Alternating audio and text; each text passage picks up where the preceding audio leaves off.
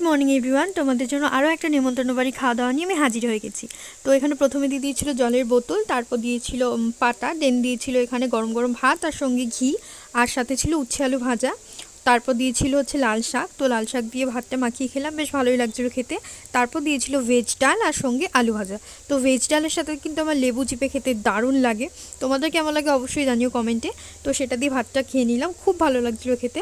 তো তারপর এখানে ছিল এঁচোড়ের কোনো একটা তরকারি, তো সেটা আমি একটুখানি খেয়েছিলাম, খারাপ লাগছিল না, ভালোই লাগছিল। তারপর এখানে ছিল হচ্ছে কাতলা মাছ, কাতলা মাছের একটা কোনো একটা তরকারি, যাই হোক, তো ভালোই হয়েছিল খেতে, আমি খেয়েছিলাম, মাছটা বেশ ফ্রেশ ছিল। তারপর ছিল এখানে চাটনি, আর চাটনির সাথে তো পাঁপড় নিতেই হবে, সবার ভালো লাগে, আমারও ভালো লাগে। তো তারপর ছিল এখানে কমলা ভোগ, বেশ ভালো ছিল খেতে, এটা দারুণ লেগেছে। তারপর ছিল দই, দইটা একদম বাজে, আমি খাইনি, নিয়েছিলাম জাস্ট ভিডিও করার জন্য। তারপর মিষ্টিটা নিয়েছিলাম, মিষ্টিটাও মোটামুটি ভালো ছিল।